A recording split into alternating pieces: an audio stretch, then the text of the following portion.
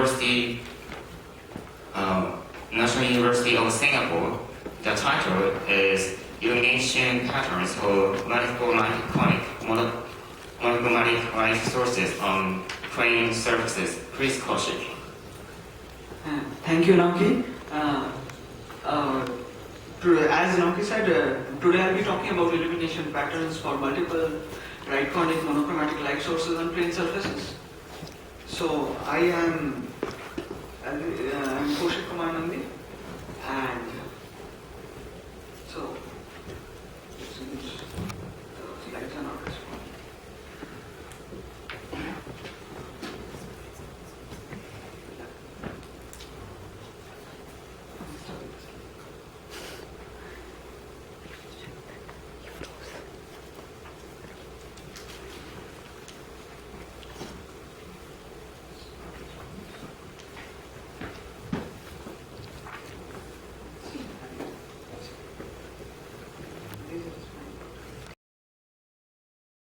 Illumination in the first place in biomedical engineering, since the theme of this conference is biomedical engineering. We need it for a wide variety of spectroscopic analysis, bioimaging and all that. So we were working on a project where we were trying to get near-infrared images of subcutaneous veins, and we tried various illumination techniques and using single LEDs, multiple LEDs, mostly in the 780 nanometer range. The problem we saw was that there was no surefire way of representing what area would be illuminated and what the degree of illumination would be. So we tried with 1, 2, 3 and 4 LEDs, and we mostly did experimental validation of what the area of illumination would be. Then we realized, why don't we just analytically try to estimate what the area and the degree of illumination would be without actually trying everything out. So we try out the ranges and the optimal illumination we can model. So this is the title again. Why do we want to do this actually? What we need is, we want a general solution for what is the pattern of illumination for a given surface. In the example we worked on was skin, which led us to this project. And so the point is using multiple point sources, and we considered for single point source and double point source. We wanted to do it for a more general number of point sources, but the mathematics is significant, so we are still working on the higher values. So the sources are considered to be having right-conic light cones, which is the typical case for most laser diodes or LEDs. For laser diodes, usually the semi-vertical angle of the light cone is much lower, otherwise it's mostly the same.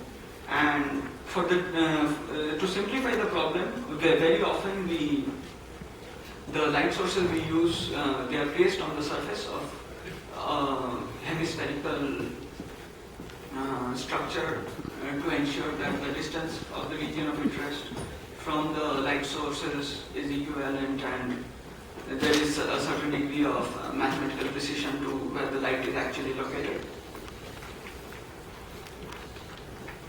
So yeah, as I said, most LEDs are point sources with right-conic light cones.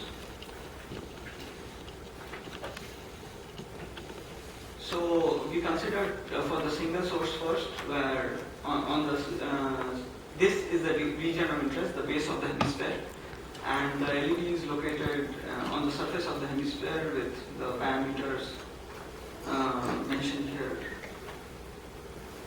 It's more clearly represented in the paper, maybe in the proceedings.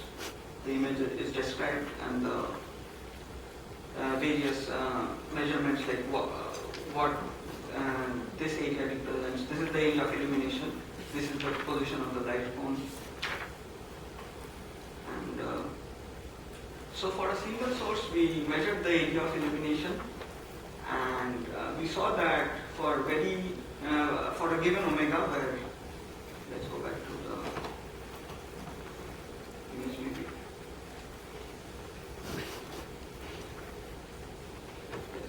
So omega is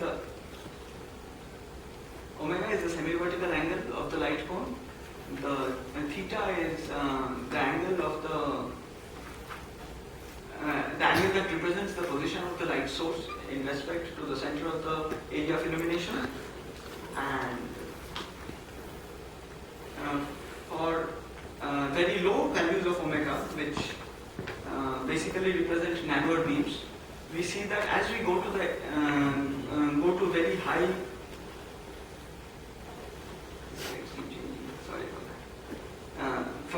For very high values of theta around the 90-degree range, because basically the 0 degree and the 180 degree represent the same thing. They are on opposite ends of the hemisphere. So the highest angle is actually 90 degree when the light is directly on top of the region of interest and the illumination is symmetrical. So for very low values of theta, we see that there is maximum area which is illuminated for narrow beams, which means if you go back to the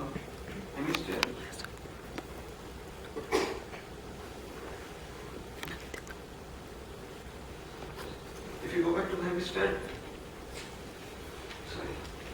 for very high values of theta, either close to 0 or close to 180,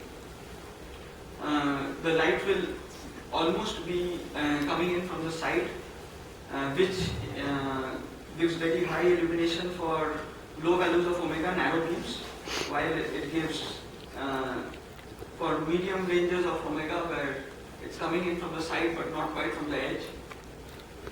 The beams and the maximum illumination actually moves to the center because the beam becomes wider, and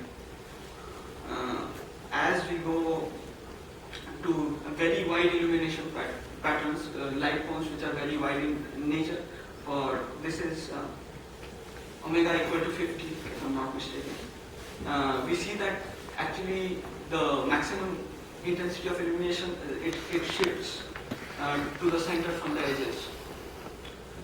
This is primarily because as the light source becomes wider, the edges of the light cone also have very low illumination. So as we move farther away from the center, the light intensity and the area of illumination drops significantly. So then we calculated for multiple sources where we varied for theta as well as phi. So phi is a new variable that is being introduced here, which basically represents the angular distance between the two sources, where the two sources are equidistant because they are from the center of the area of illumination, because they are on the surface of the hemisphere, so naturally they will be of equal distance, and they're also at the same angular position in respect to the surface of interest. So we see that for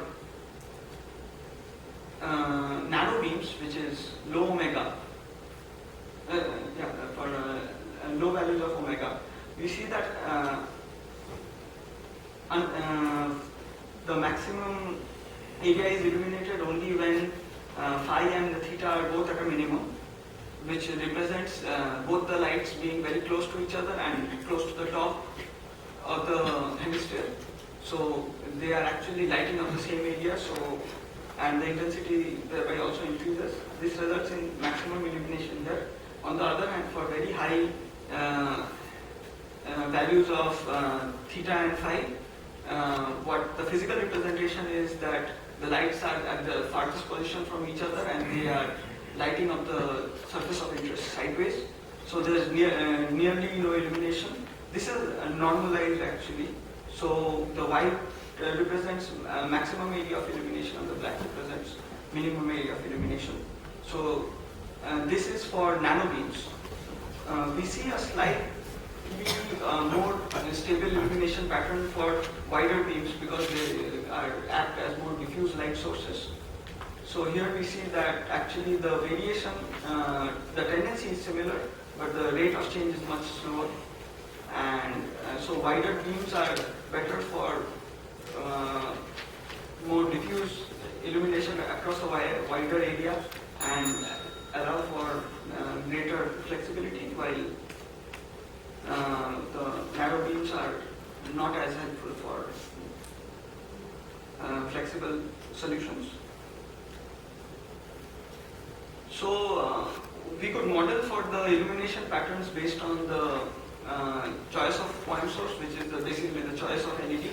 The LED specifies the semi-vertical angle. The location of the point source is in comparison to each other and to the surface is also causing us to model for the area of illumination, and also it can be compared to experimental results. We had some images we showed earlier, but we don't have a conclusive comparison yet. So I come to the end of my presentation. I'd like to thank the following people, most importantly, Department of Biomedical Engineering, NUS. And so, any questions? Thank you, Chairperson. So this paper is open for discussion. Is there any question? Because time is tight, so if there is no question, we will move to next presentation. Is it okay? So if you want the slides, they'll be up by tonight at the following link. You can have the slides.